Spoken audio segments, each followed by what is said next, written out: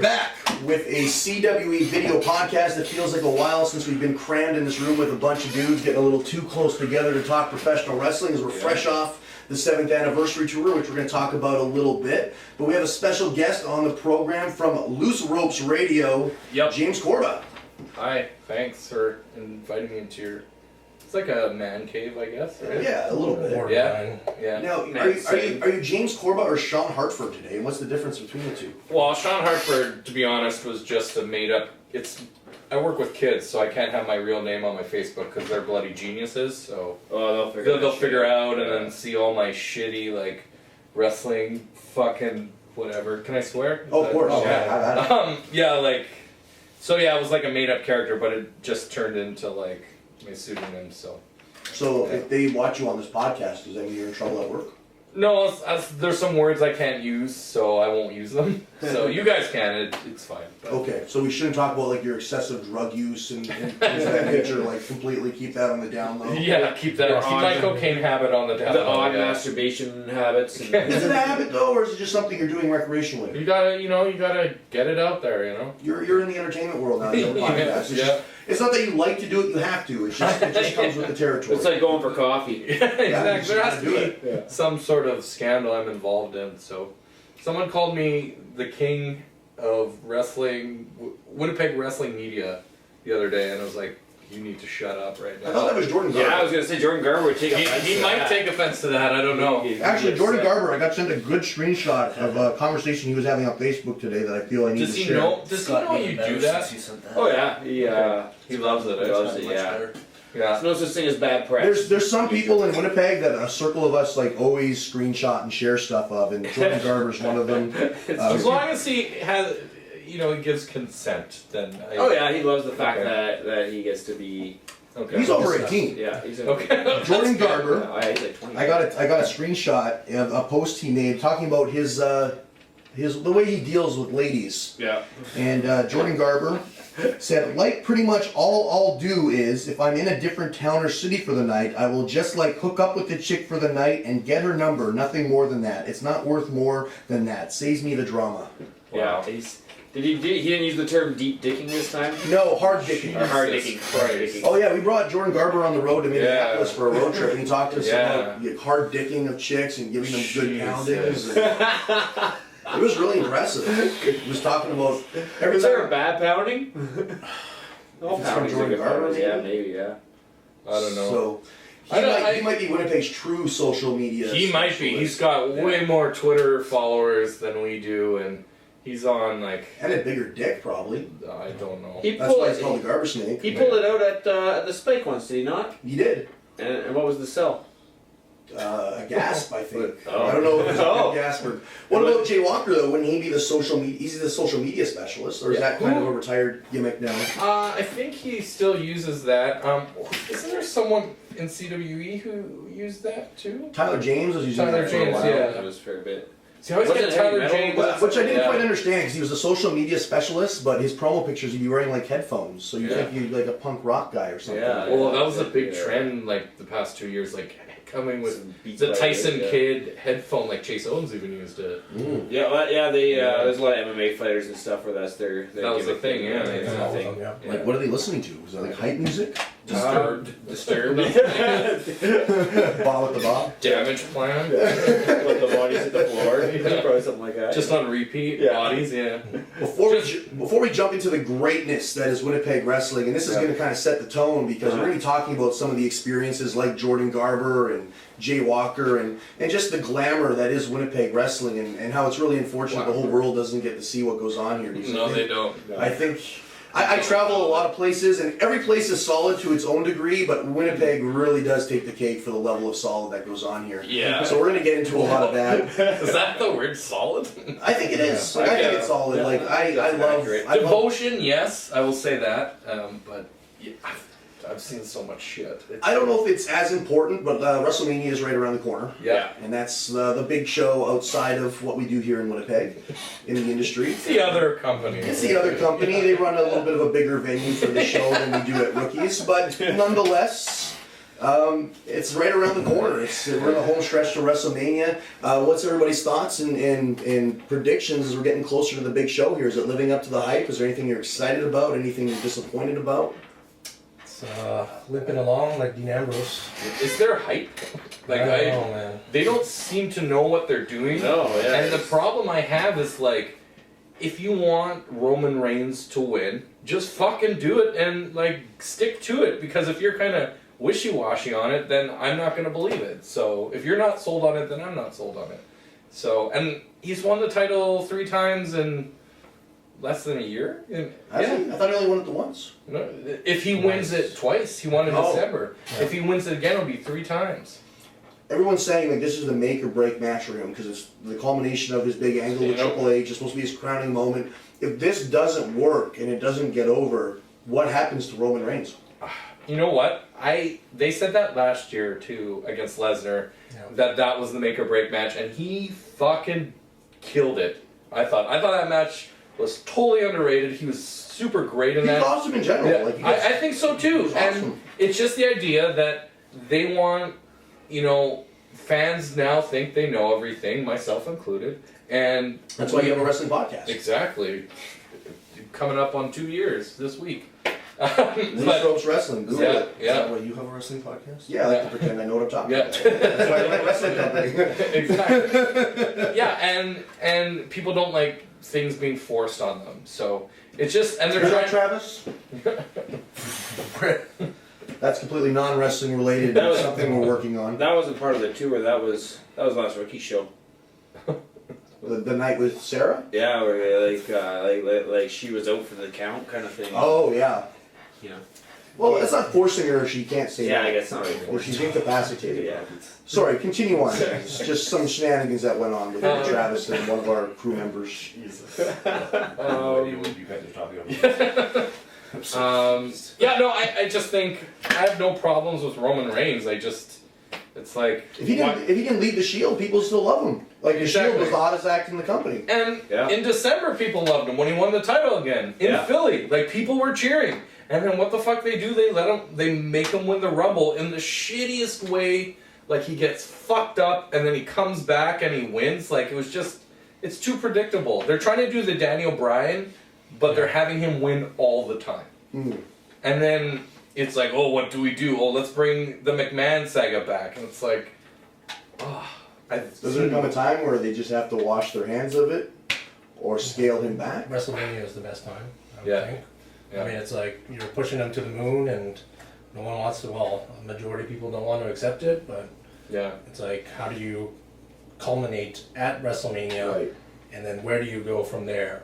So I don't know. It's really unfortunate because he is a talented performer. He's great. He's He's very great. He's got a marketable look. Yeah. And I think he's over with like kids. You know what I mean? Yeah. Like He's my, starting to. I mean, yeah, my buddy's kid is all thinks he's the cat's ass. Yeah. Like I think he's like what Cena used to be kind of thing. You well, know, then where- they were trying that. I mean, especially when he had the ad with his little girl or whatever, right? Oh, With yeah, the yeah. families and Oh, stuff. So. yeah. And the problem is they've done the same sort of thing the past 3 years. It was with Batista the first year and then Roman Yeah. Reigns the past 2 years. I don't know, they're just not learning and just, like, do they not let things happen organically anymore?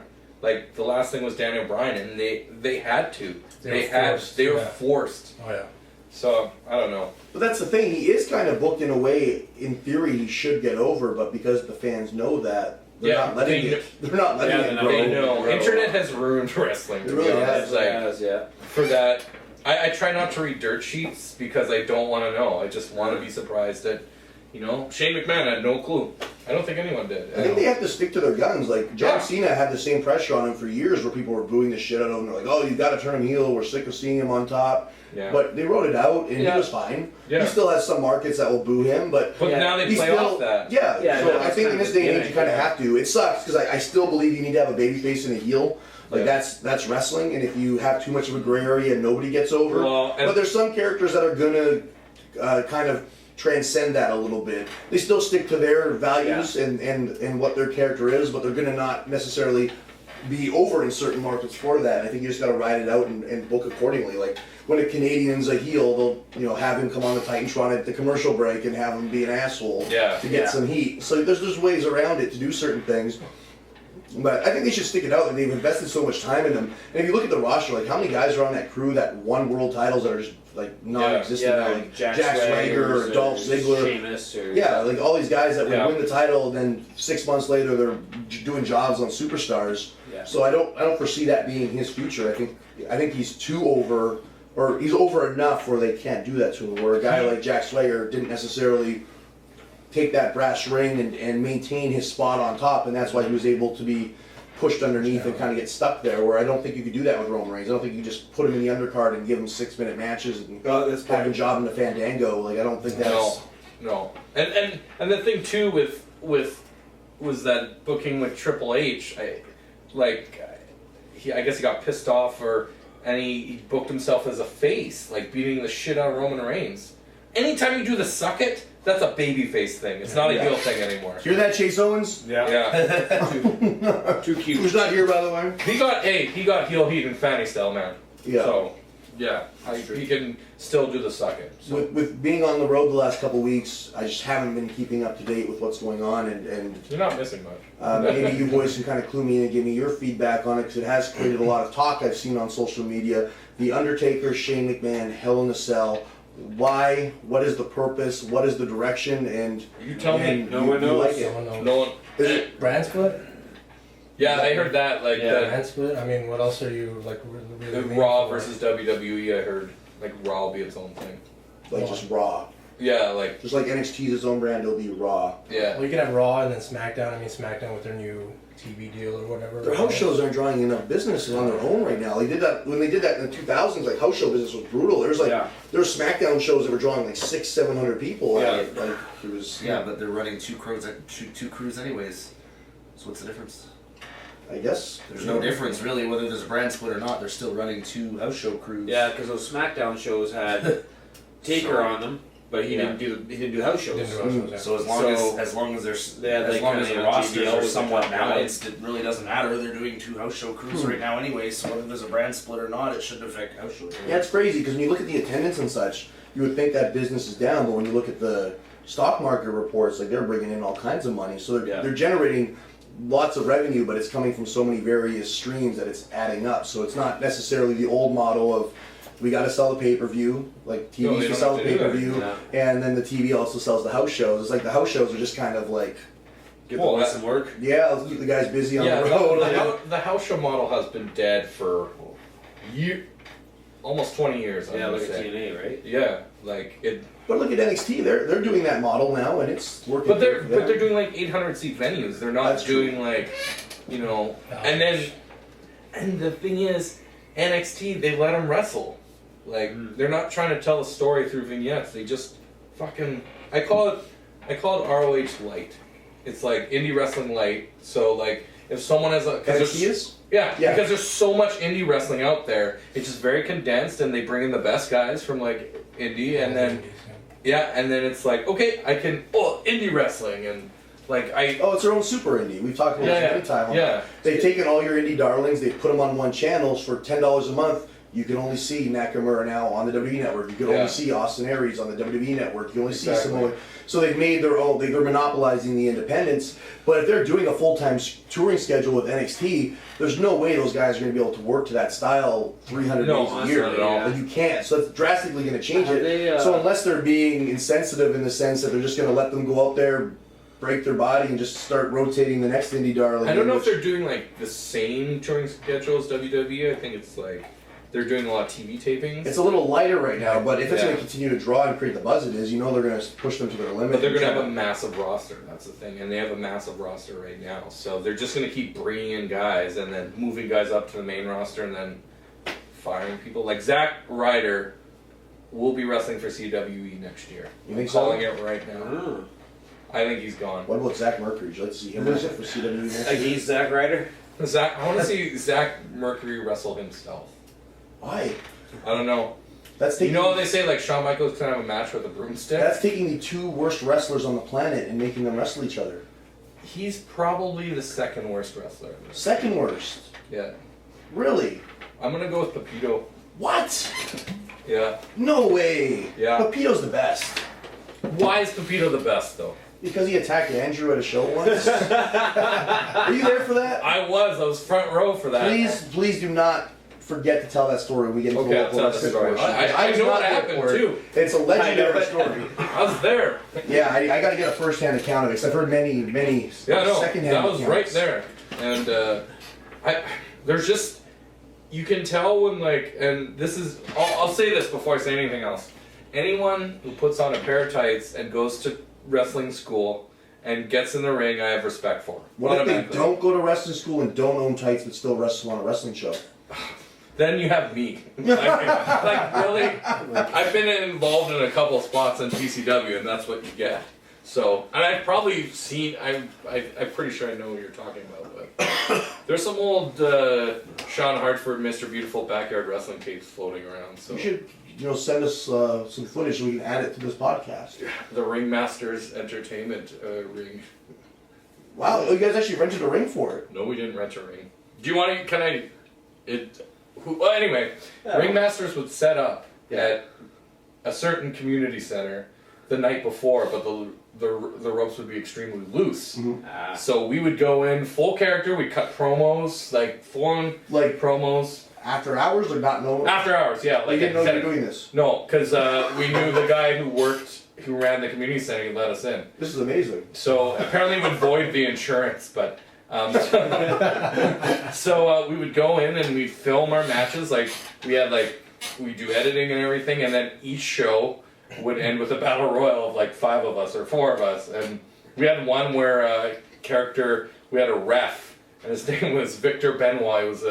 He was the cousin of Chris Benoit. And he turns on both wrestlers because he wants to be a wrestler. And he's sick and tired of being a ref. I think we're gonna have to get together and view these at some point. It will never be made public, but yeah, we can. I'm working on getting him. There was 2 shows, and there's a third one that's in the works, and we're gonna rent one of those giant inflatable things, like bouncy castles. Castles, and it's gonna be called Loose Ropes 3: Satan's Playground. Is that where loose ropes came from? Yeah. Came from. Because the ropes, they wouldn't tighten them. Yeah, you wouldn't tighten them yourself. No. Yeah. We didn't want to break anything, so we didn't want to mess with the ring that much. But it's like the slowest sidewalk slam, and the slowest. Did anybody get fucked up and hurt themselves? Andrew, who's also on the show, did. He did we would do I would do a cocky pin over him, and then he'd float me over. So I was like. But he floated me over too far, so I was on my neck, and I was fucking, yeah. Yeah, Andrew took actually one wrestling class, professional wrestling class. I couldn't make it that day, I was sick. It was I forget who it was with. He could tell you. I think it was through, it wasn't CWF, but I think it might have been Top Rope or River City, because Stanton, way back. Way back, we were 16, 17, and my move that I had was the back chop. I would chop him in the back. Like Nevada. Yeah. And then he asked, is it okay to chop guys? Whoever's chopping in the back is a fucking asshole. Yeah. No, and... You hear that, Danny? Yeah, I'm an asshole. Yeah. Yeah, back chops are bad, apparently. But I was this close to joining... Ernie Todd asked me if I wanted to join his wrestling school, because we used to work out at the same gym. Clearly, that was a long time ago. And you have about the same physique Ernie does. Yeah. Well, he kept trying to show me how to do bicep curls. I'm like, what's wrong, man? And I don't see anything happening there. But I remember Ernie. We were on a reserve on tour one time, and we were working out at the small gym, and Ernie was doing some really, really horrible bent over back rows. yeah. And we were all kind of giggling at how stupid he looked, and we asked him about it, and he was like, "This is how you build a back like a cobra." And I was like, "Ernie, I don't think snakes have backs. Actually. I don't know what that's supposed to mean." See, I was a big Ernie, the Todd the Bod gimmick. I was such 17 years old. I thought that was the seriously the funniest fucking thing. It's just this dad, just putting himself over, and the screw job and the rumble, it just. Were you there for the Dan Severn match as well? Oh yeah, We talked about that with Easy Rider last week or 2 weeks ago. Maybe you can give us a fan's perspective on that. Wait. No, I'm thinking of. Never mind. I saw Dan Severn wrestle. Was it Ken DiCaprio? Sorry, I don't think I was there for CW, because that was after Royce and Dalton left. Yeah. And yeah. Then I wasn't there. Oh, Yeah. you- Because once you those left four too? left, when those four left, I was done. Like, Yeah, it was the rendezvous. Like those. yeah, it must have been the last one because I didn't go. It was very close to the last one. Yeah, I took That was a. a great venue for wrestling. Oh my god, that the best. Yeah. Easy because you could do spots off that. There's that staircase that went up. Yeah. And that's where like Paul Diamond wrestled Robbie Royce, and he jumped off the top through 2 tables. Like, Shit. yeah, oh yeah. I don't know. I took a wrestling hiatus after that. I was like done, and I came back to PCW and like with those old lid shows. I think where they were running weekly. And Yeah. showed up randomly, and I was like I took a hiatus from all wrestling. Like after the botched invasion angle in WWE, I was done. It wasn't until I discovered ROH and whenever it started, it was 2002, 2000. That round robin tournament DVD.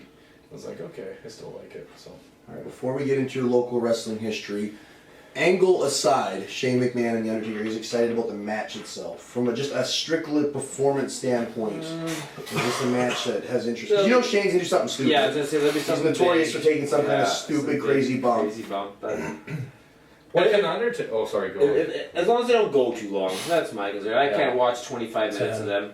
Yeah, I 10 can put up max. with 12. Yeah. You know. Like his match with Bray last year was like 9 minutes or something. Yeah. yeah.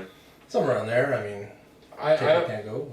I always question whether the Undertaker can still.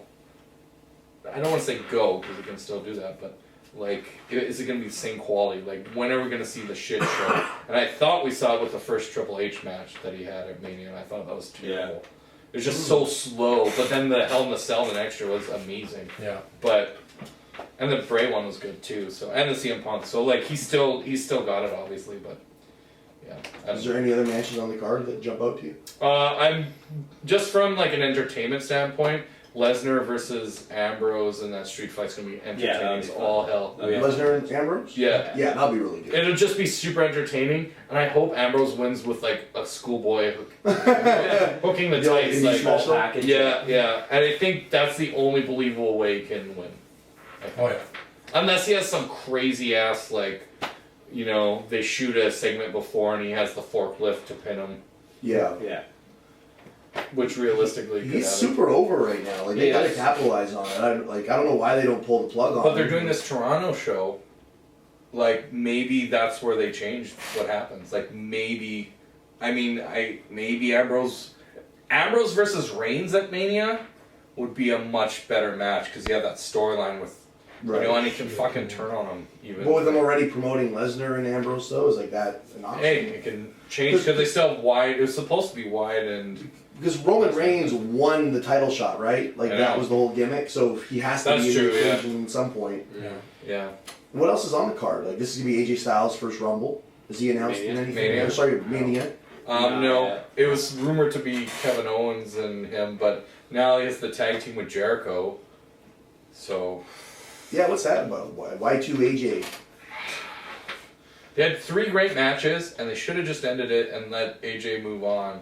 But now they're like trying to build. It doesn't make sense. I don't. It's not a bad thing. It just wait till after Mania.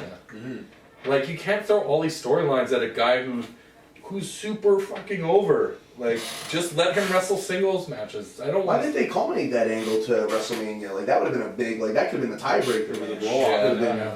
Yeah, they do them really fast, and they're all great. But it's That's just the problem with man who produce so much content is you just speed through so many matches where, you know, like they have enough guys now that aren't your typical cookie cutter WWE wrestler that they could have gave them guys like Neville and you know Oh, yeah. Cesaro's hurt. He could have had those kind of matches to get him over on the undercard to lead to that first big match with a guy like Chris Jericho or Yeah. Kevin Owens at WrestleMania, and then it's special. It's like, all right, well, this is the first time he's really being put to the test against one of these guys. Chris Jericho again. There's a theme in wrestling right now. He looks like a shitty dad too. Like just like he's like, and I say this because I actually really respect Rob Stardom, but he is the Rob Stardom of WWE. He has a shitty dad character, but everyone respects him. I think, or no, somebody was telling me it was you that he doesn't even work out anymore. He like just does yoga. Yeah, DDP yoga. Yeah. I think he said that he just does the yoga to maintain his physique. Yeah. He's this chair over here. That's what DDP told us as well. So But there's a few guys that state that thing. Stevie Richards does that too, doesn't he? yeah, Sorry? Stevie Richards doesn't work out. He just does DDP There's yoga. a lot of guys that have just switched to He this looks yoga now, I think. yeah, Shredded. yeah. Man, gone are the days of steroids, booze, and cocaine in the locker room. It's No. yoga and video games. Yeah. And Red Bull. Yeah. Yeah. You try and buy a drink for a wrestler now. Try finding one who drinks. Yeah, I get offered drinks all the time, and I like look around. I'm like, yeah, talk to that guy. He'll take Yeah. it for me. Talk to Chevy. Talk to Chevy. So I think Silas. Silent, yeah. Yeah, Silas likes a beer. Couple, yeah. I think for the most part, like our guys on Yeah, the road have a well, couple, but nobody's like getting shit-faced hammered the way we used to when we broke into the No. business. Where that was like the whole part of the trip was like wrestling was secondary, the party was Yeah. first. Like those days That are was, gone. Like yeah, that was especially like when Rob started. yeah, like especially for my generation that came in, like we were like young kids, so like that was a huge thing. But Yeah. now that we're all older, like we don't do that. Like that's we No. don't part. Like I don't drink at all. Some guys don't at all. But even now, like the new kids that come into the business, like it's No, hard to it's- find like that party guy. Like when I was 18, 19 years old, like me and AJ and Chevy and all those guys, like Marius, like we were all partying every night of the week. What Like, happened all- to Marius? He's just retired from the business. He he took like a year trip out of country and kind of reevaluated his life, and he's now back in Winnipeg. Yeah. I didn't mind him. Yeah, so He it's was at the Winnipeg show. Yeah. Came to the Spike after. yeah. Yeah. So just like the whole wrestling culture is changed, but I don't even know necessarily if that's just wrestling. I think like the life culture, like society culture has changed, where everyone's Yeah. about fitness now, and it's like the cool thing to put over that you had some chicken and broccoli for dinner. Yeah. It's I super guess cool so. to be like I'm at the gym at 6 in the morning. Yeah. So like. Fuck. It's not cool to be like, yeah, I'm getting fucking drunk and it's like 6 a.m. Like Yeah. I'm still partying for 3 days. Like it's not like, oh man, that's really badass. Now it's like, oh, you're kind of a loser, dude. Like Yeah. It's no not, sleep. it's not fucking cool to be a bar star anymore. Yeah, like that culture has changed a lot. I'm sure it'll come back eventually, but in terms of wrestling, it's Well, really I think even life in general. Yeah. Well, I mean, you look at wrestling, like, look at all the guys who live that lifestyle and are fucked up.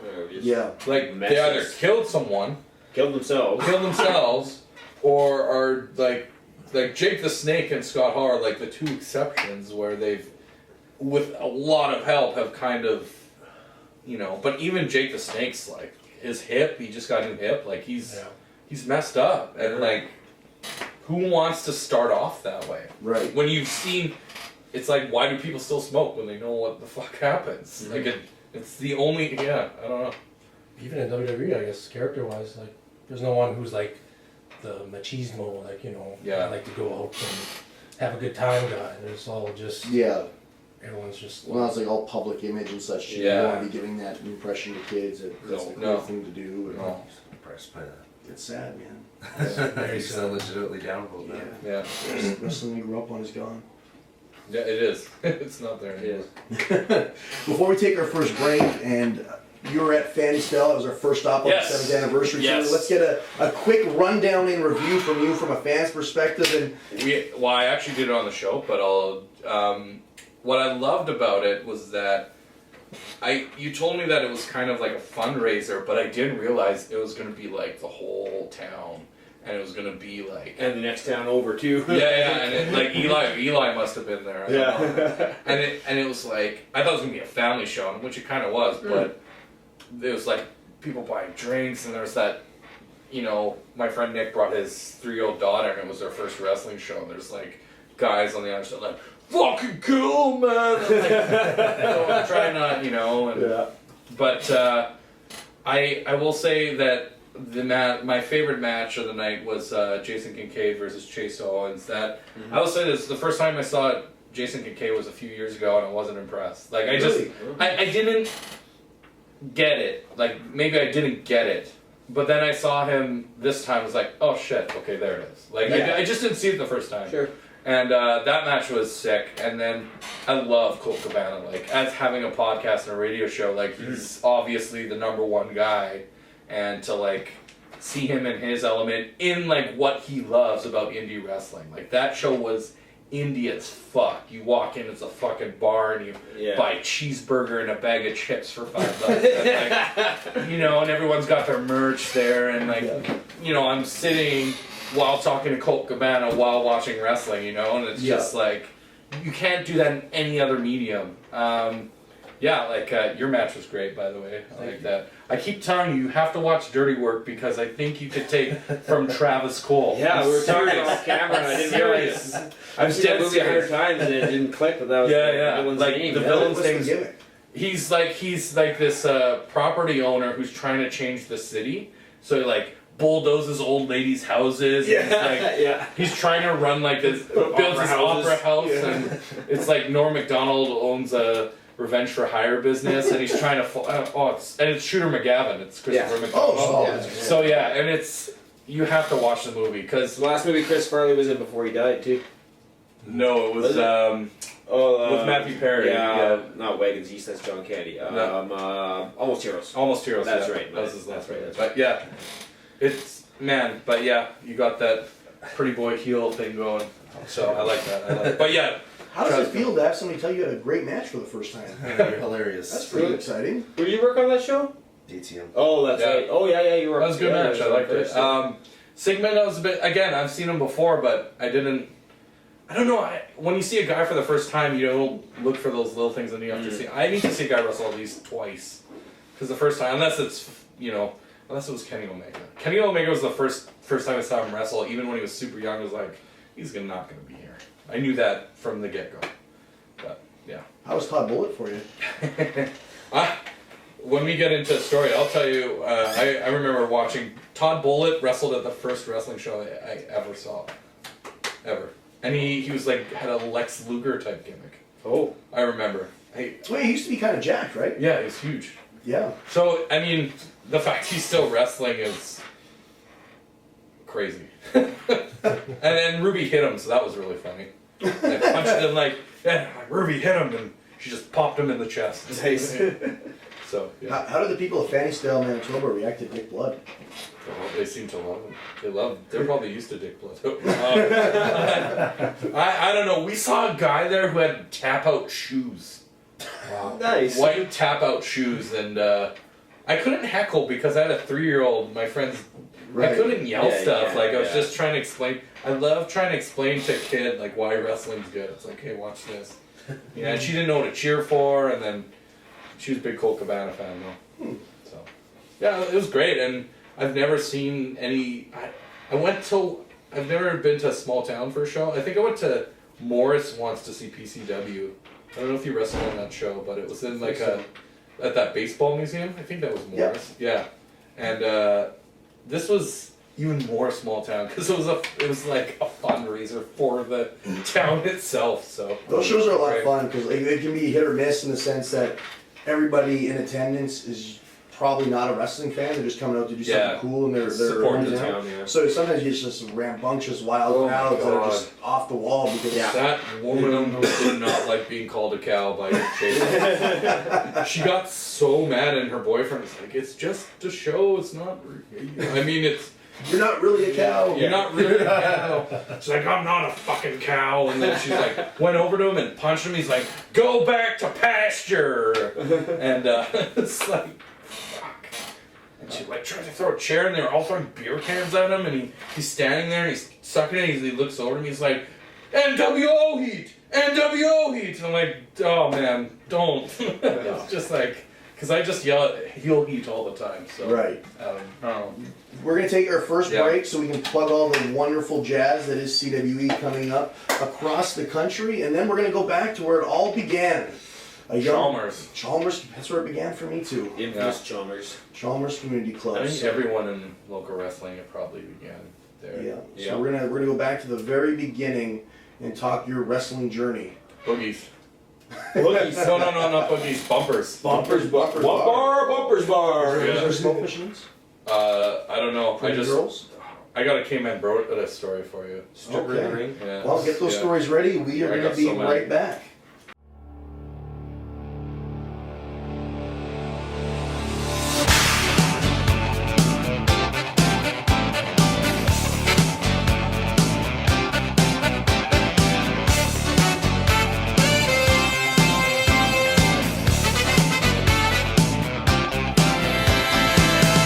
And we are back from our pee break. Travis Cole is not, probably because he's playing with his nuts while he does so. It was that comment I made about liking his match. He's shit. probably on the phone with his mom right now. Mom, guess what? I finally had a match somebody liked. It's on the phone with ATM. Okay. I got you this far. So let's go back to the very beginning. You said before we started this podcast that you have been watching local wrestling for 20 years. I don't know if I should shake your hand or feel sorry for you, but you've been going to Winnipeg wrestling shows for 20 years. Yeah. That's a long, long time. So take us back to the beginning of your autobiography, so to speak, in your Winnipeg wrestling career. It was Chalmers. I want to say it was 93, 94. And it was the same year I saw my first WWE show, too. I remember that house show. The main event was Hogan and Barber versus Money Inc. with Sergeant Slaughter. And one of the best matches I've seen live today was Mr. Perfect against Shawn Michaels. Yeah. Wow. That show. And they showed us that. Work Yokozuna on that show. Yeah. That was a wicked house show. It was crazy. Even like that Terry Taylor. Was it a house show or a Superstars taping? House show. It was a house show. Yeah. Terry Taylor worked Owen Hart. Yeah. That was really good. There was. There was a lot of good matches on that card too. Come on in, Travis. Yeah. Brett worked. Who did Brett work on that one? I was. No, he was 10. Yeah. Yeah, no, and later, so my dad knew I liked wrestling, and we didn't live too far from Chalmers. He was like, hey, you want to go see wrestling? You're an Elmo boy? What? My dad, more North Kildonan, like just off Raleigh there, and like in behind the Palliser Furniture. Oh, right. All those houses. The townhouses? Not townhouses, but yeah, in that neighborhood. I grew up in the townhouses. Yeah. So, he's like, okay, we'll go to Chalmers, me, you, and your brother. So we go to Chalmers, and I remember it was Solar Steve Stryker versus K-Man Broda for like their River City Wrestling TV Championship. How old were you at the time? 11, 10 or 11. I could be like the exact date. I don't remember, but I remember Steve Stryker like cheated. I think he hit K-Man Broda with the title. He was like giving that fucking knuckle thing he used to do, Broda, and then I hit him with the belt, and then schoolboyed him, and then did that shitty running man he used to do all the time. Yes. Remember that? Yes. It was really bad. Robbie Royce was on that show, like full luxurious mullet, and that was the first like local wrestler that I was like, this guy's awesome. And then I saw him he did some IWA tapings too, like at Pony Corral and stuff. I was big into IWA too, like on TV, like the Pharaoh. Were you watching that before you'd been to a local show? Yeah. Because it was on. Some of these guys are TV stars. Yeah, it was on. Yeah. Oh it was man. On CKY. Yeah, like the Pharaoh. I remember the Titan, Rick Bogner. Yeah. The fake Razor Ramon. Oh, Rick Titan. Yeah, Rick Titan. And I remember he cut this promo, and I remember as a kid, and he goes, well, yeah, so I came here to do some power bombing, and that's what I'm gonna do. I'm a power bomb some guys, and went to Japan, did some power bombing there too, and that was his promo. I remember that, and yeah, I was sold, and there was like Wolfman Jack, Diamond Timothy Flowers, who I thought was like, holy shit, he's using a pile driver on the cement. Like, it was just the Natural, of course. Yeah. That whole angle with Mr. X, and it was like Rick Martel and. Yeah, he gave Bad News the night off. Oh yeah. Oh shit, man. So after being at a house show and seeing the Big Show, not Paul White, but the Big Show live, and then going to a community club after, as a child, did you register the difference between the two, or obviously. Because I remember when I would go to the shows at 12, 13 years old, like that's when I started going to Chalmers as well. These guys were stars to me. Like Jared Rose was fucking cool. No, little did I know, but he was fucking cool when I was a kid. Like to me, these guys were wrestlers. You know, it didn't make a difference to me that they weren't in an arena. I just thought they were wrestlers. Well, that was cool to me. I agree with you. I felt the exact same way. Like I would see these guys. It was just a different venue. Like I knew it wasn't as big. Like I knew that, but they were still like, oh, this guy's a wrestler. He gets to do this for a living. Like I thought they were making $1,000 for like each match. Like, man, I wanted to do this. I want to do this. Like but I never got to stay for the whole show because there's this old lady. I don't know if you remember at the Chalmers show. There's this bigger, older lady, and she used to swear like a sailor, like just. and she's calling every heel wrestler like, "You fucking cunt." Is she the one that had the chicken? Yeah, and chicken, That's and, Damon Marks' mother. Yeah. and she would try and hit guys with the cane, Yeah. her cane. Karen. Yeah. Yeah, I don't know if she's still alive or not, but she she's kept still yelling. alive. She didn't go to shows though. Oh, she kept yelling cunt. She kept yelling cunt. And my brother was just like, that's it. And he just started crying. And my brother's like, this old lady's just scaring the shit out of him. And my dad's like, we gotta go. I'm like, why? He's like, your brother's crying. I'm like, God damn it. okay, shit. The first time I went to a local show was at Sinclair Park Community Center for the CWF, and that Oh, was the wow. first time. It was '97, I think. With Alex Rain. Alex Rain was there. He was. Did you ever go to any of the, because they would usually do back-to-back. They would do Lincoln Motor Hotel the night before. No. And they'd have a draw to win tickets to Sinclair Park the next night. Oh wow. Oh, that's it. Yeah. See, I'd only been to like I think that had to Like, be that's like 19 Adam Knight's first year. Yeah, he was on the show. He got Ernie Devin. Todd stable turn on him and put him Oh through shit, the table. Devin Jink? Yeah. Well, that wasn't his stable, but yeah. But I went to the show because like I lived just down the street in the North End at the time, and they had it up on the billboard that there was wrestling at the community club. I was like, Yeah. what? Like this was foreign to me because I didn't know indie wrestling existed. Mm-hmm. I knew of other wrestling like Yeah. USWA and stuff like that from the PWI magazines, but Yeah. I didn't know what local wrestling was. Yeah. So like when I went to that first show, like I thought it was like the coolest thing. I was like, this must be like a big touring company that's know. like the Canadian Wrestling Federation. It must be a step below the World Yeah, Wrestling and- Federation. It's like CFL and NFL, right? Yeah. Like I was 15, so that was like a couple years later that those things are a park show. I remember the first time I saw Alex Rain wrestle. I thought he was like, what is he doing here? I don't know why. I don't know if he was any good. Like I don't remember. Like I don't know. Is Like, that right? Yeah. yeah, but it was pre-Vampire, and then he turned into the Yeah, Before yeah. Dark Reign. before Dark Yeah. Reign. Yeah, and Not like to be confused with Purple Reign. yeah, and again, Showtime was on that show, so I knew I was in the right place because Showtime was there. Right. Showtime was like my favorite wrestler. Was he the first guy that stuck out to you at these shows? Yeah, by far him and Brian Jewell, because Brian Jewell could chop like crazy. Like I'm so mad he wasn't. I missed the 50-man Rumble last year because he was in it, and I He really. went the distance it. He went like Yeah, 25, 30 minutes. I love Brian Jewell, and him and Bobby J used to be a tag team, and it was just like, Other than Lace. yeah, oh my god, like that they're my favorite tag team for sure, and yeah, just like I remember a spot where like Brian Jewell went to chop a guy, and the guy ducked, and he hit the wall, but he hit it so hard, like it echoed in Sinclair Park.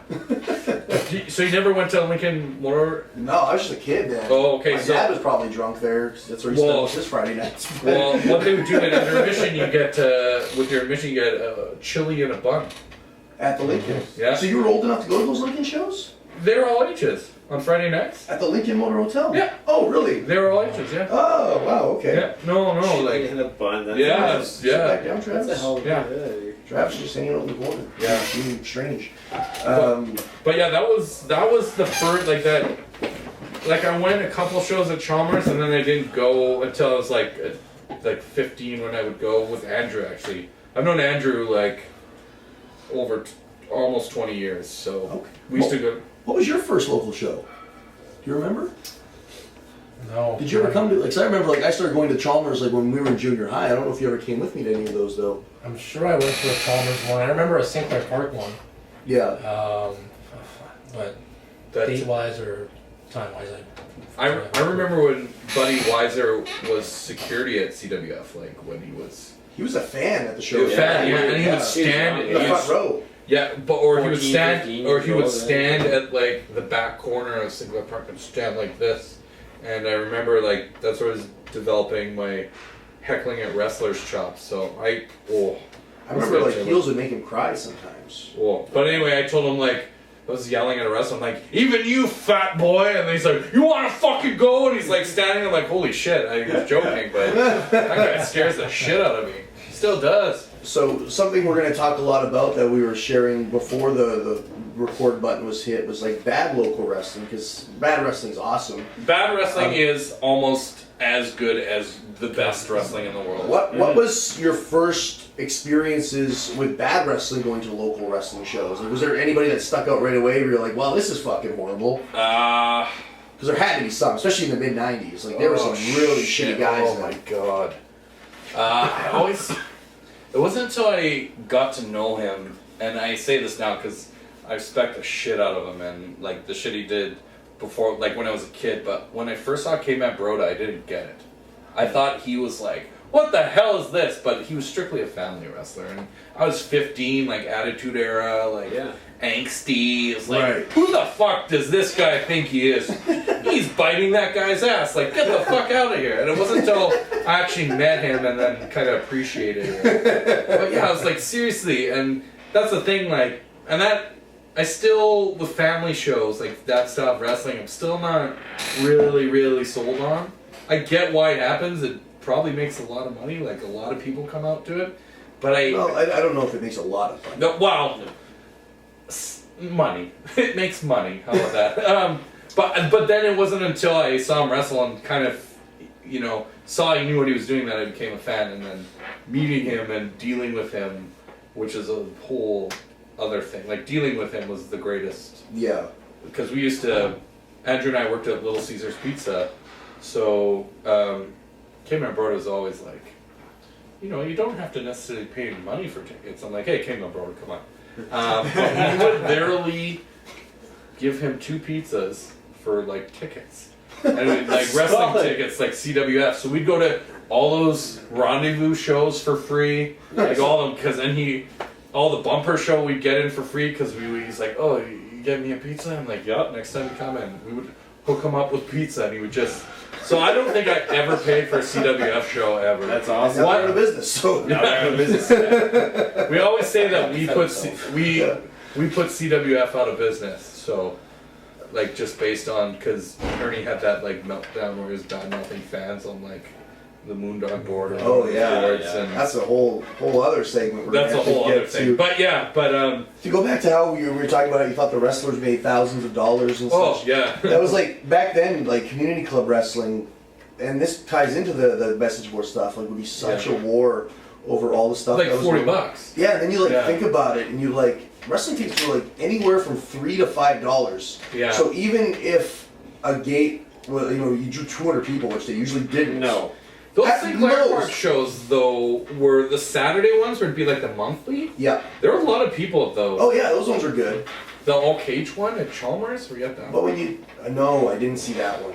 Yeah. But when you think about it, on the high end, 200 people at $5 a pop, yeah. $1,000 gate split up between a promoter, their expenses, and 20 wrestlers. So when you really break it down to think about what these guys were fighting about locally. Yeah.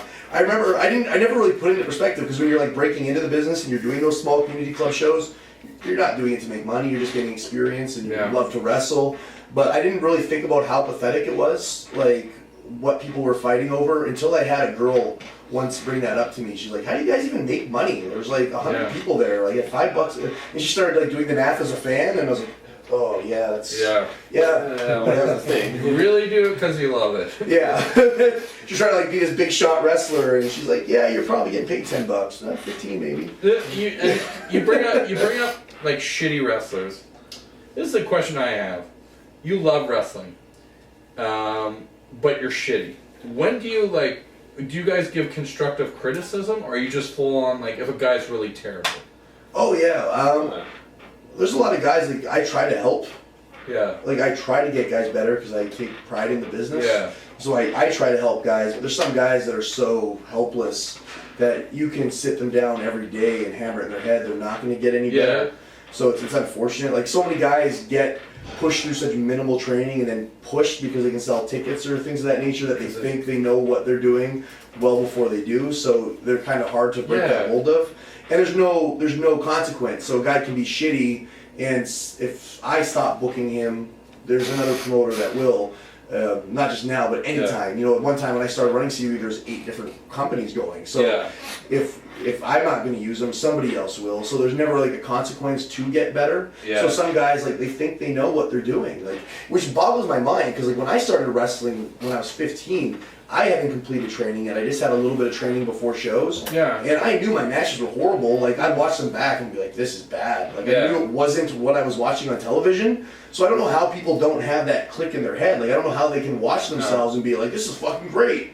When they supposedly love wrestling and watch it themselves and know what they're doing is probably Embarrassing. Yeah, and I always because I always feel somewhat bad when I see a terrible wrestler because I'm just like, well, they don't know. Like, they're not in on it.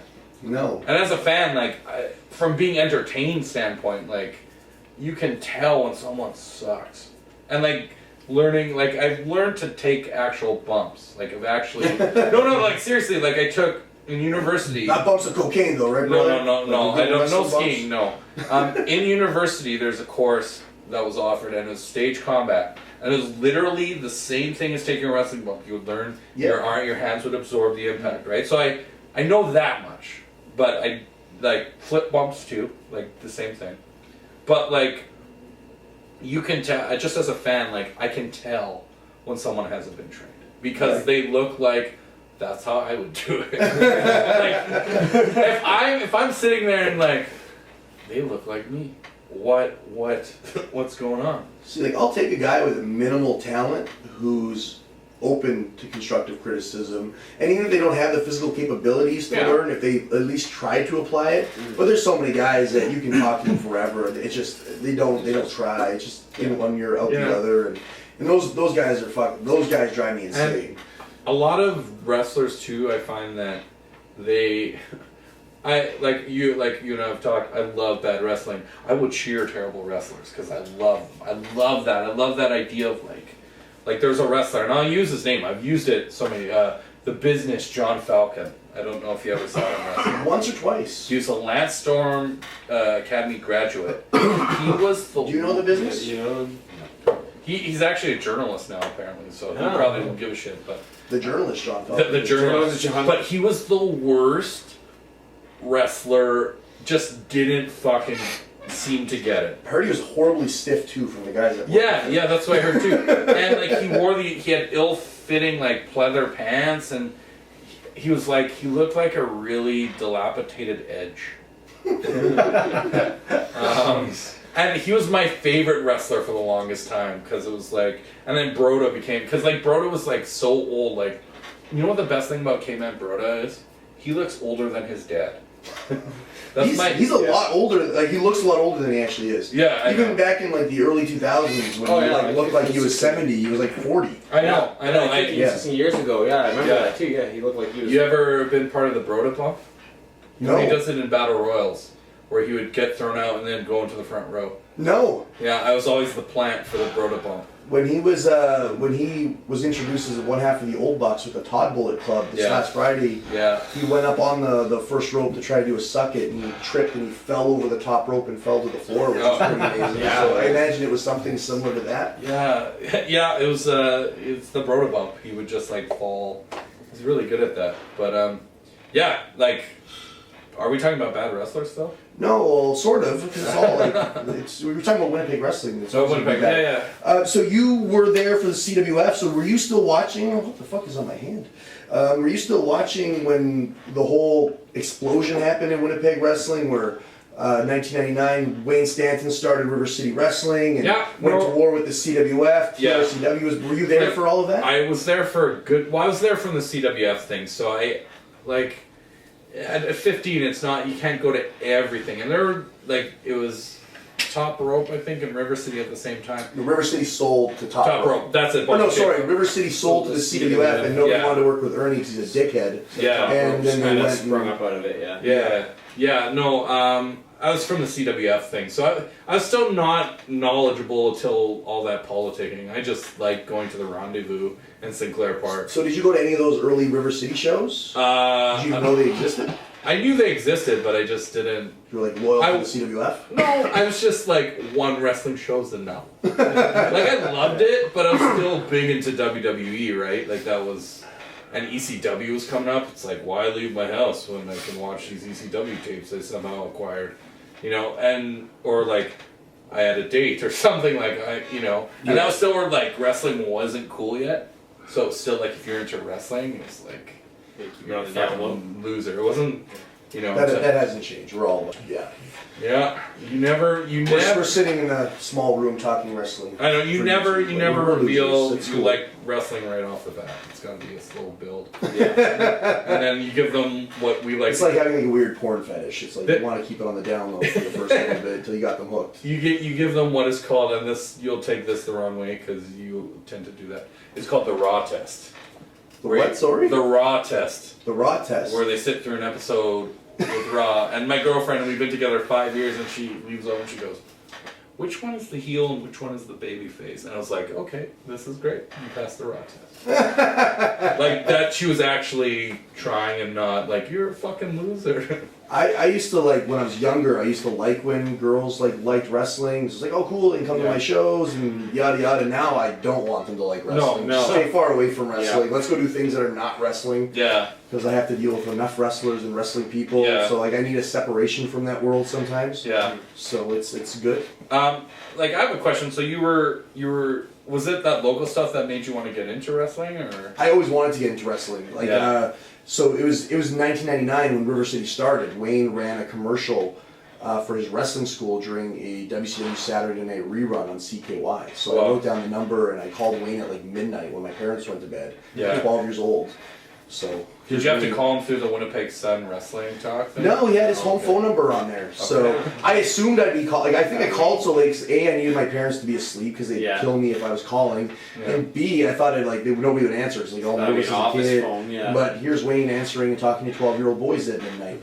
So he told me, I can't train to be a wrestler, but I can come down and help out at the shows. So I can't train you to be a wrestler, but if you come down to my school, you will get the proper training that's my Wayne Stanton. I remember going to those shows when I was 12, though. Yeah. I was excited because Stan Saxon was actually going to run like a school for teenagers. Oh, but it cool. never actually materialized because him and Wayne ended up having some kind of falling out. Like everybody. Always a of course. falling out with Wayne. That seems to be a common thread in local wrestling history, that Yeah. someone has a falling out with Wayne.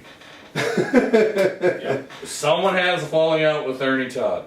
Always. As I'm learning more about the history of like Winnipeg wrestling. Now that you mention that, I think I've been pretty good. I've been running shows for 7 years, and I've had very minimal to like no falling outs with guys. Like maybe a couple, and it wasn't necessarily falling out. They were just Just dickheads. parting of ways, yeah. Yeah, but no, like back then, like everybody would be fired like once a week. Oh yeah, there'd be these big blow-ups. There'd be like, How- Corey Diamond is fired from River City, he jumps to ringmasters, like there'd be How- something every week. Yeah. This is mind blowing to me because Epic told me I got fired from PCW once. How the hell do you get fired from a local promotion? Like, what is there? Do they have to give you notice? Is there a severance package? Like, your drink tickets get revoked? Like, what? That's part of it, yeah. Like, what the hell? Like, arguably, in those shows you're making arguably $20. They're like, no $20 for you. That's going to Broda. So you can buy a pizza. He doesn't have to pay. Broda never paid for pizza. Yeah, no, it's insane to me. It's like that was the mentality like back then. It was like promotional wars. Like I'm gonna fire you. Like AJ Sanchez was once suspended by Andrew from Canadian wrestling because he was working for Andrew, and you were not allowed to wrestle anywhere else in Manitoba without his approval. So I think it's stupid that you can't wrestle for somebody in the same city, and I will argue that to the death. But this was 2 hours out of Winnipeg, but Andrew did not approve the show, and he did it. So Andrew told him if he wants to continue working for PCW, he is suspended from wrestling anywhere in the entire country of Canada for 30 days, and then after his suspension, he can come back. Well, like, that is the kind of stuff that goes on in local wrestling. and the thing is, like, I'm guessing when that happened, when was that? Like 2005? Yeah, between 2005 2008, like 2006 actually. But that's when all that bullshit was going down with the message boards and like fucking people pretending to be promoters to getting fucking Pepito to like, or people phone calling wrestlers to meet them at some place at 3 in the morning. Like, The fact that I know these things is terrible. I'm not a wrestler. But like that's the thing. All people's dirty laundry was being aired everywhere. Oh yeah. That's like the cool thing now about like Facebook now. It's kind of eliminated message boards. If you want to say something, you typically have to do it. Yeah, under but no your one has name. the fucking guts to say Exactly. that. So it's awesome. Like it's like, exactly. You can't fake a persona. But I'm surprised there haven't been like fake Facebook accounts of like someone pretending to be La Sombra or something and like just saying. It's a good idea, actually. Yeah. Gotch face. I feel bad. It's funny you mentioned that because we call La Sombra Gotch face because of his mask, right? Right. Next week, Tim, a friend of mine, they're playing street hockey and then he shows up and they knew it was him. Like they had a mutual friend. He's like, "That's Gotch face," and you're literally playing street hockey with a guy a week ago. He said to go back across the border, you stupid Gotch face. You stupid Gotch face. Like, and that's been my issue with like, I always like, I've yelled the worst possible things ever at someone. I told Rick Matthews that a week after it happened that he, I instantly regretted it. Actually, no, I didn't. I thought it was really funny. That he was about as good a wrestler as Chris Benoit was a father. And it went like really quiet and then really loud. And like, and I was just like, I challenged Shirley to a race once. Because she was pissing me off. She was telling me to shut up. And then I was like, that's the thing. I was these were the lid days where it was like 225 drinks and I was super intoxicated. That's not an excuse. I apologized to Shirley after profusely. Were you the heckler for Brian Christopher when he almost got into a fight with a fan? Yes. Well, no, that was there. Yes, there was. I was heckling him. He didn't try and pick a fight with me though. But somebody was heckling at him about drug use or something like that. That was Buff Bagwell. I remember I told Buff that the stuff meant cocaine and just kept yelling, "Cocaine!" Like, it was during that WFX show at the Marble. Yeah. Like, which is the far infamous, apparently, with, like, Rikishi booking the end of that Rumble and shit. Virgil, yeah. And I kept going, "Cocaine!" And then he comes back, I'm like, "Hey, I was just thinking about those cocaine jokes." Like, "Fuck off!" Like, and... he didn't remember me yelling it because I'm like, "Hey, Buff, good match." Just do on cocaine. Yeah, exactly. Yeah. Have you ever had like wrestlers approach you and want to fight you? Because not me. I've been there when wrestlers have like, because Terrence, who I'm friends with, seems to be the guy, and it doesn't make sense because if you look at Terrence and you look at me, Terrence knows how to fight. You can just tell. Yeah. Like, you don't mess with that guy. Me, I'm like this goofy looking Reddit guy. I'm like, "Oh, you fucking idiot. What are you gonna..." And then they always pick a fight with him. So I was like, okay, I got your back. But, yeah. And I think there was one time, it's fuzzy to me because it was either JJ Sanchez got really mad at him for yelling, or it might have been Chevy. I don't think it was Chevy, though. And tried to pick a fight with him. And Terrence was like, "What?" Like, it's just like, I've never... And there was a show, like WFX, where like wrestlers were throwing ice cubes at us. Yeah. Which didn't make sense to me at all.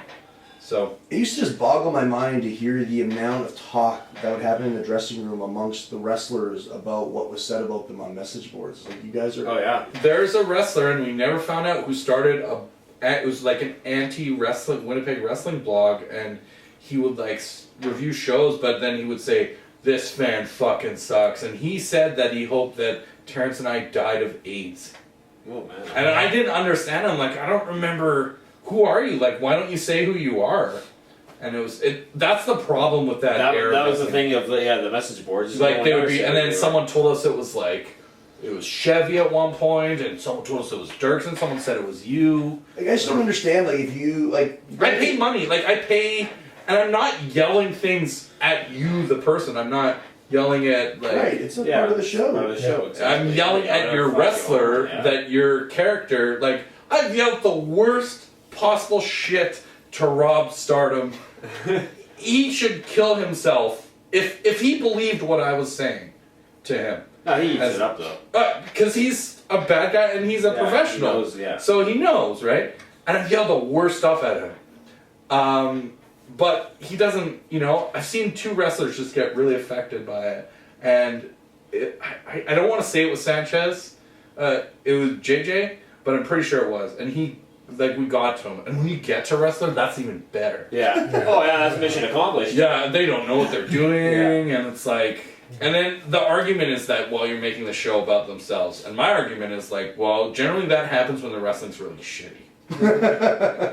So, that's the thing. I've just never understood it. Like, I don't think ever in 13 years of wrestling I've had somebody like throw me off with, like, maybe they'll say something funny that might crack me up a little bit, and I gotta hold a laugh in or something like that. But I've never been like, I'm gonna go fight that guy. Like, he just called me. It's a part of the fun of being a wrestler. I think it was you that maybe like break maybe like laugh once you did like.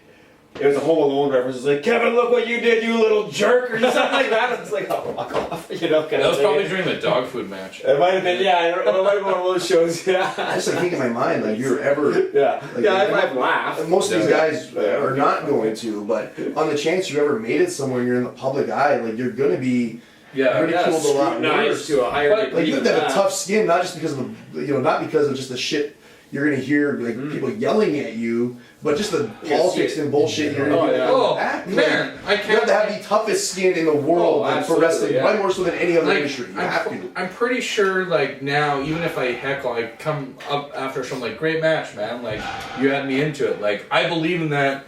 I boo the bad guys and cheer the good guys. I mean, some bad guys, like because I've loved bad guy. My favorite wrestler is Mr. Perfect. So, mine too. So he was a bad guy forever. Yeah. And even when he was a good guy, he was basically a bad guy. Like he was stealing Triple H's women. And he wasn't even wrestling. Like that was his thing. Like, wrestling has like completely desensitized me in life to like nothing offends me. No. Like people could be yelling racial, homophobic slurs like in public and I'm just like, well, I boo that shit. Like I'm just like it's life. Like, I'm so desensitized to it because wrestling has so much of that for people yelling those kind of things at you, to just the bullshit you deal with wrestlers politicking and burying you. Like you really have to hit a chord to like upset me even just this much. You know what though? Like there's no room, and as I'm really good at heckling. The guys I go with are really good. There's no room for racist or homophobic. No, it's not necessary. When I hear someone, use the F word, calling someone an F word or whatever, I can't even say it. Like, it makes me sick. And Travis would punch you. Yes, he would. No, like, I have family who's gay, and I take high offense to that. Like, just don't fucking say that. And, like, they'll get booed. I'll start heckling them. I won't even. Travis really loves you right now. You had a great match. You're standing up for him. Like, you're going to be his new favorite fan. Like, he's going to be making eye contact with you. You're getting a Christmas card for sure. Yeah. But you can get a free 8x10. Well, my nickname's the Alpha Bear, so. Just kidding. But you like bears, right? Or you like having beards. So beard. I don't know. But yeah, no, and this hasn't happened forever. Like, again, I think that era of Winnipeg wrestling with the people pretending people was getting everyone on edge, so they thought that like this guy's trying to get at me, and it was just like this must be the guy from the message board. Yeah, and like even like I've talked with Andrew about it. Like he even said at one point those things got to him, and I could understand that. Like if you had someone pretending to be you on like actual like fucking TNA or like booking wrestlers and stuff, and that's what happened with Pepito. Yeah. Like someone pretended to be him, and then he shows up and like pretending to book, and Pepito should have been smart enough to fucking like, well, don't you meet up before the show and talk about ahead of time, not just show up. Like, and then so Andrew, I'll just tell the story. Tell the story. Okay. Let's hear it. So I'm standing there, and and then all of a sudden, like it's before the show even starts, like he's doing the ring announcing thing, and Pepito comes in and hits him with like a fucking foam bat or something. Like it wasn't even like he actually hit Andrew. Oh, he hit him. Like, and Andrew's like, "What the fuck?" And he like Andrew just like let him hit him. No, he didn't see him. It was from behind. It was from behind. He didn't see him. So he thought it was Andrew. So Andrew like fucking like what the fuck and like restrained him. And then some shit happened outside that I won't talk about, but some shit happened, and then talk about it. What happened?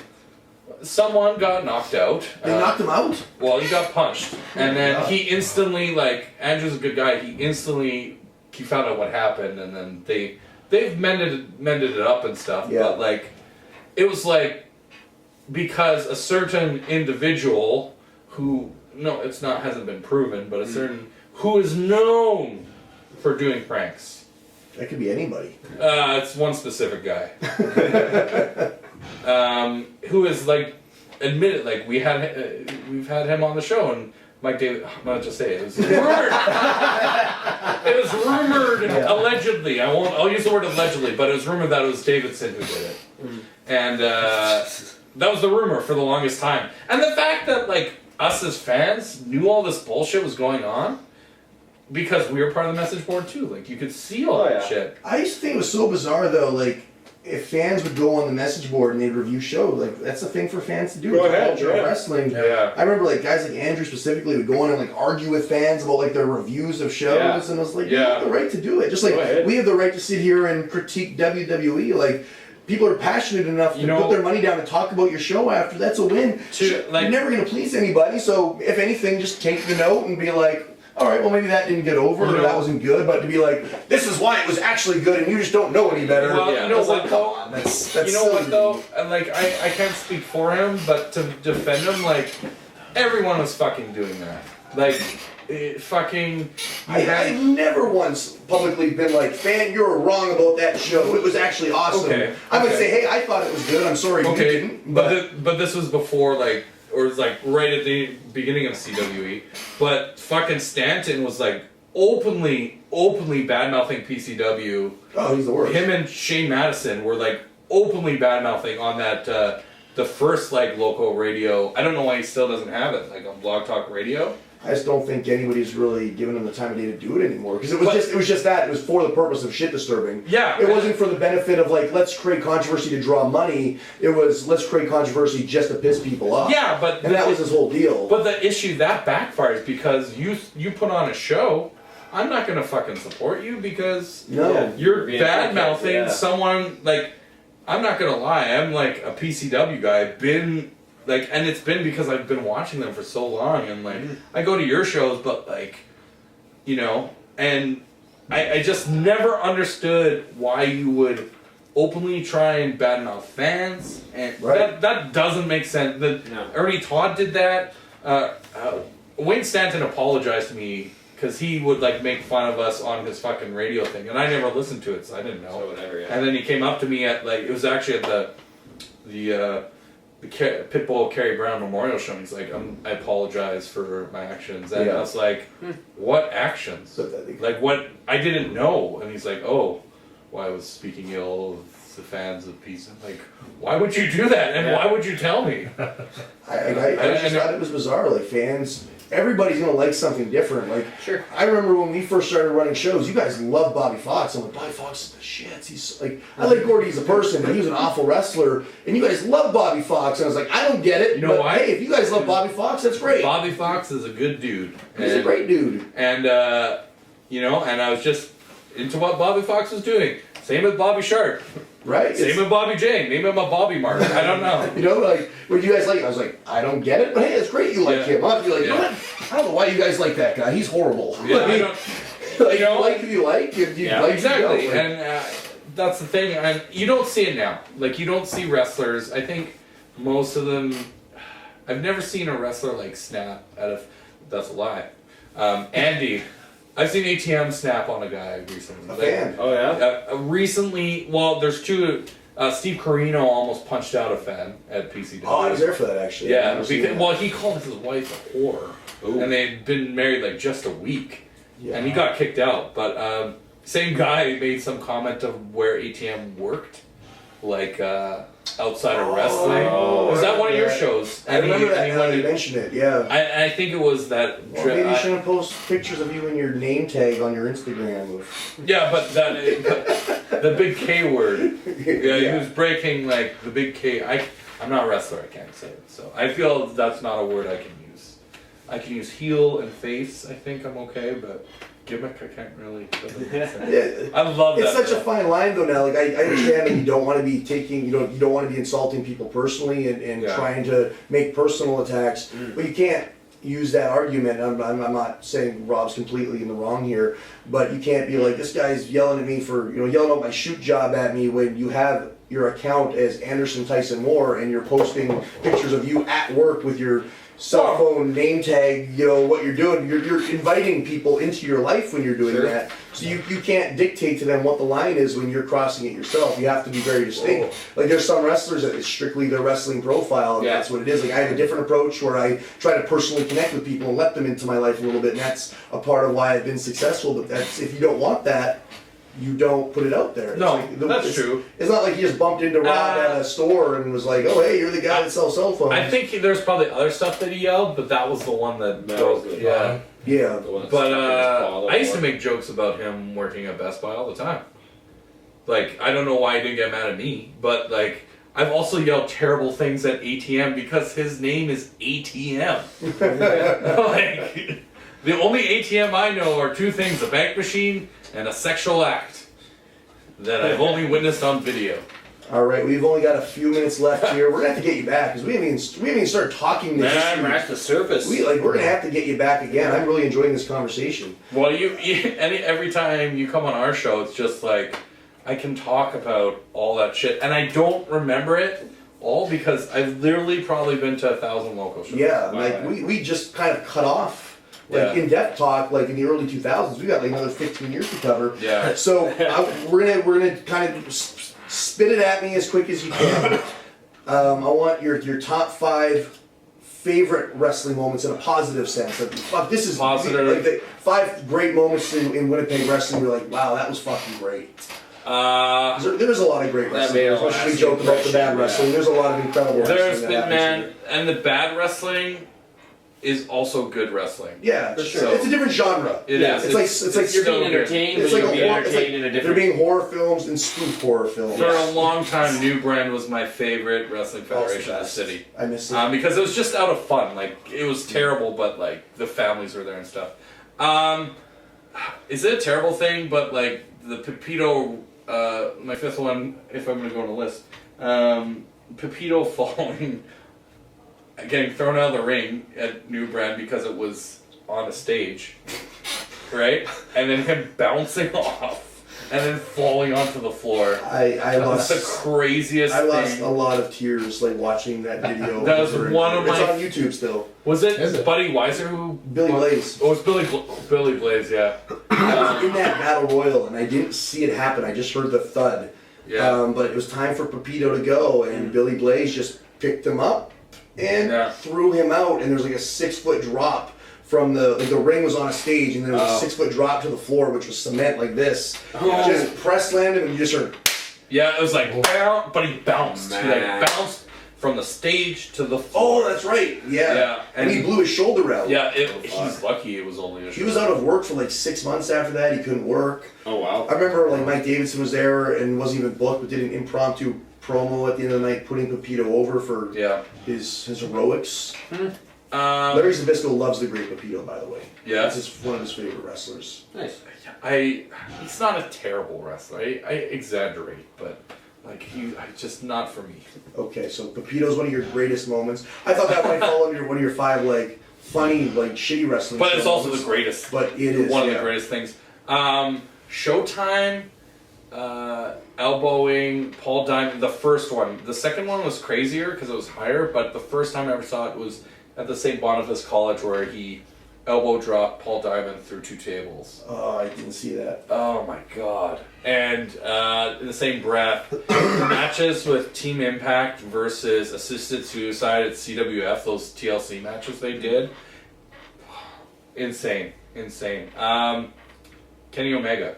He's like, seeing him grow, and I've said this so many times lately, but anytime Kenny Omega does something good, I think all of Winnipeg feels like they did something good. Sure. And same with you. I think I feel the same way. So Thank you. it's nice to see guys I saw come up. Like it's great. Like seeing you like when you were back then. Like It's like, oh yeah, pocket wrestler. Like wrestler in my pocket. But actually, one of my favorite things recently has been when Xiao Ming won the Golden Ticket Rumble. Because I love Xiao Ming. I think he's a good kid. Is he the best wrestler? Not yet. I'll say that. But he has so much enthusiasm and believes in what he's doing. Like he wants to, you can tell he wants to get good. So I like that. I appreciate that. So that was one of my moments. If I didn't, I'm gonna go. I'll take one from PCW, one from CWF, and one from CWE. Well, CWF already had. So those matches with fucking Team Impact again. Those are insane. I don't think we'll ever see anything overall. I think that feud was one of my favorite feuds in all of wrestling. The Assisted Suicide Team Impact feud? Yeah, like just, and the fact that Team Impact was, Assisted Suicide was just starting out too. Yeah. CWE wise, there's been a lot. That first match with Mentolo and Bryan Danielson, amazing. But that fucking tag team ladder match where Sid didn't show up. Oh, the Big Sexy Maples. That was crazy. Yeah. Crazy. Like, Team Impact had a man. Was that Kat Von D's? Who was their Kat Von D's. Kat Von D's. Kat Von D's. Kat Von D. And she got smoked in the face with a table. Yeah. That's not the good part, but that was like one of the things that happened. It's still really funny. What I have a question is there ever going to be, and it's happened a couple times, I think PCW, CWF did it, and is there ever going to be like a super show, like where everyone just works one show? I've always been open to working with everybody. It's gotta happen. It's nobody else is keen on working with us. Like when I win the lottery and Korba Championship Wrestling starts up, then I'm working, It'll be one amalgamation. Yeah. Yeah. Okay. If I win the lottery, I'm buying all of you guys out, just so you know. That would be one. I'll take your money, man. You can buy me out right now. Like, what's in your pocket? I got memory stick. I think there's some, Sure. like this It's yours. Sunny videos on here. Oh, yeah, I'll definitely take it. I don't know if it is. I'm not sure. All right, to wrap it up, I usually like to do this as two separate parts, but we'll Yeah. combine it into one today. The 5 worst Winnipeg wrestlers of all time / 5 worst wrestling matches in Winnipeg you've ever seen. I can't name 5. No, I can't name 5 matches because they all blend in. Yeah. They do. Like, what I thought was good when I was 17 is shit now. Like that. Of course. Yeah. Bunkhouse Battle Royal Halloween Horrors is a piece of shit. It is. The It's CWF ones at the Ronnie? CWF. It is like, especially the tape, because the guys at APTN were just learning how to use their cameras, Right. and so they're like filming guys like cutting themselves, and it's just like, and these spiders like, get the fuck out of here, like seriously, what the fuck? And then, but it was like every guy who came in, Spider would just fucking smoke with these really thick cookie sheets that we borrowed from Little Caesars, and they're like super thick, and they're not meant to hit someone. And he would just smoke them. Worst wrestler. Well, top 5 worst. Top 5. Count it down. Any order or like count it down? Shit. Yeah, count it down, like starting at like 5 and then working down to like the shittiest. And when you knew this guy came out, like it would be bad. Oh my god. And it might be a good thing that it was bad. Like you might enjoy how bad it was. Number 5, Scotty Raver. You don't like Scotty? He's a nice guy. But like as a wrestler, I was not impressed. I was just whatever. I don't know. Like he's. Did you at least enjoy his dance? Oh, I enjoy I'm like, oh my god, this is terrible. This is great. Like that type. Right. And if that was his thing, then that's great. If your thing was you're a shitty wrestler, you nailed it. Hit it.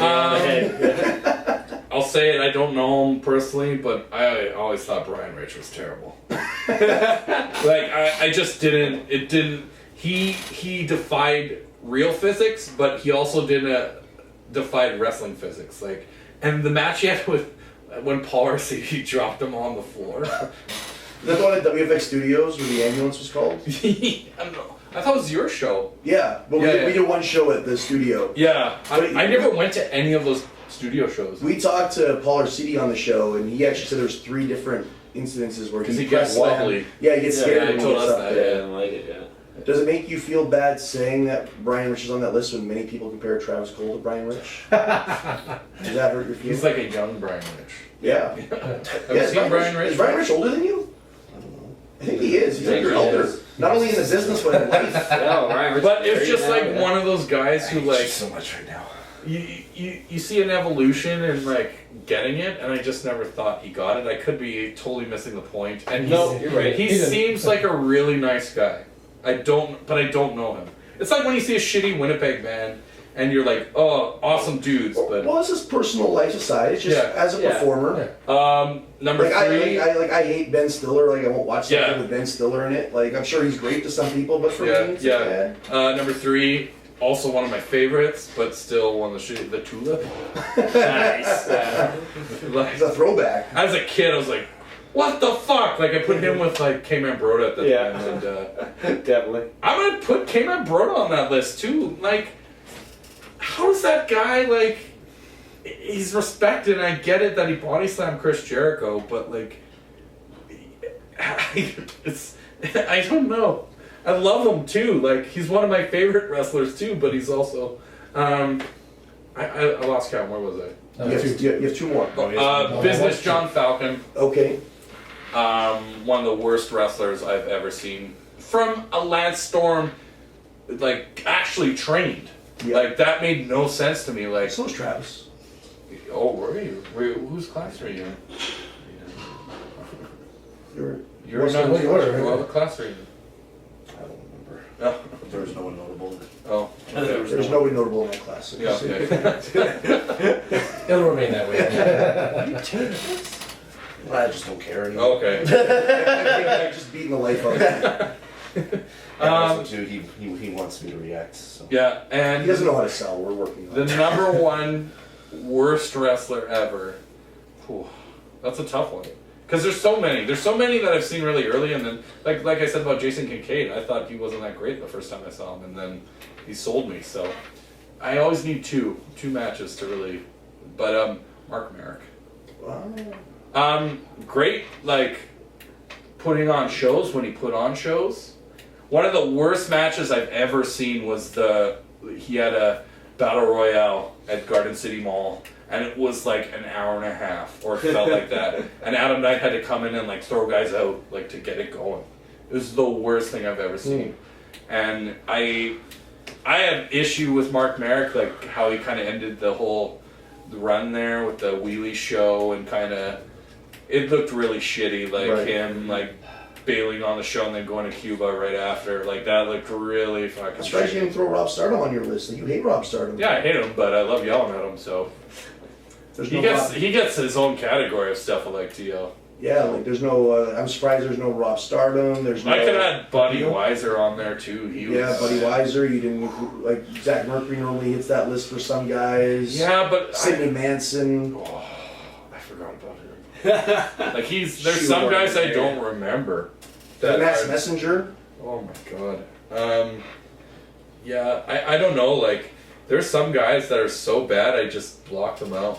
I thought Rick Matthews was the worst forever, and then there was one but he's not. Like that's the thing. But I think I was too caught up in the shitty pimp character. Like I really was. Like it's funny. Like you know like how wrestling works, or you think you know, and then you still resort back to being a kid and like falling for the character. It's like I hate this fucking pimp thing. Like it sucks.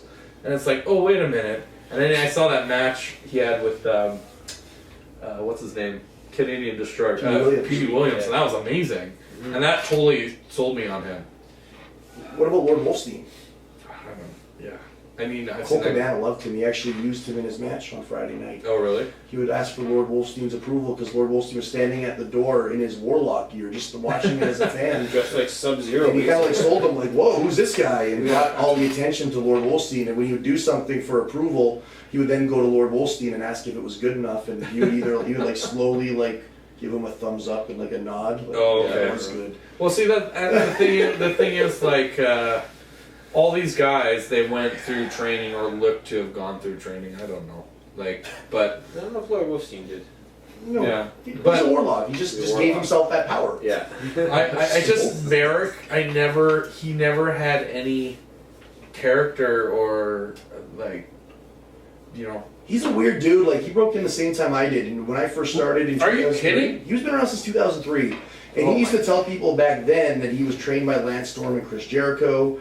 I've heard him say he was trained by the Dudleys, the Hardys. Like, every few years it changed. Like, he went back in time and like trained with somebody else. But like, he doesn't have like the basic fundamentals. And that was like the thing for the longest time before he started Primos. He would come around and for whatever promoter would let him in, and then guys would try to get him better. He'd come to train, and if he didn't know how to do something, which he didn't, guys would try to correct him, and he'd be like, well, I was trained to do it this way by Jeff Hardy. Yeah. And then he would get mad and leave, and then he would take a hiatus from the business and come back with somebody else 6 months later. Right. And then when he finally ran through everybody, he started running shows. Yeah. Like, he likes wrestling, he's invested a lot of money in it, he just didn't want to invest the time to learn to do it properly. I will say, like, his presentation, I thought was good. Like, especially that one at the Punjab Center, like, the ramp and everything, I thought it looked great. Like, I thought that was good. And I thought, you know what? This could be something. And then It wasn't.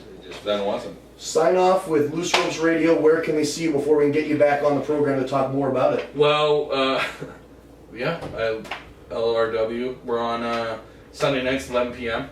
on UMFM 101.5. iTunes, Stitcher, Libsyn, Facebook, Loose Ropes Wrestling, Instagram, Loose Ropes. We have a Periscope, loose_ropes_FM, which is our Twitter. Is that video gimmick that's... It's weird, Is like it over yet? No, it could be really good, but it's really hard to use. I find it really awkward because it's like you're live broadcasting what you're doing, so it's like, we thought we would use it for wrestling shows, like when we go, but we're doing it like trying while we're taping, and it's like, this is really weird. And there's like, you can see who's watching it at that time, and so it could be good, but you just might as well do Vine or something. You can ask me my top 5 best wrestlers. Well, we have to say something for next time. Okay. So we'll sign off for now. We're going to get James Korba / Sean Hartford back on the program, and we're going to talk the whole 2000s, because we completely left that out of the loop. We did. And we'll talk more about Loose Ropes Radio and all that. It's hard to stay focused with local wrestling because I've seen so much of it, and trying to think specifically. Compartmentalize. And it's so fun to talk about. Like, every time we have a guest on, this happens. Like, we get through like a quarter of what I want to chat about, and it's like, all right, we got to sign off. Like, I promised like 100 guys round 2 that we're not going to get. Like, when Travis promises a guy round 2, we get to 10, 15 minutes later. But I will eventually get to these guys. We'll get them back on the program, and you are going to be one of them, because just like me, you're a fan of Winnipeg wrestling, and that's what I am first and foremost. Before I'm a wrestler, I'm a fan of wrestling. I talk a lot of shit, but at the end of the day, I love it, and I love everyone involved with it. And you put your money down on it, you know. And that's money. You support what we do, and we do appreciate that. That's the thing. I put Merrick over. Like, I just didn't like. No, that's the thing. Like, he just wasn't a good wrestler, and that's it. And like, he's one of those guys where I'm like, I could do that, and I shouldn't be able to say that. Well, I'm going to watch your Loose Ropes wrestling tapes and compare. I do a mean snap suplex. Well, you can watch. I participated in like a 9-man suplex last year, the PCW's anniversary show. Oh, wow. So I suplexed with Kenny Omega. That's pretty cool. That's solid. Yeah. So ring credit. Like, is there an IMDb for wrestlers? It's Wikipedia. No, there's a site. Is there? Yeah. Like, it shows like what. Yeah.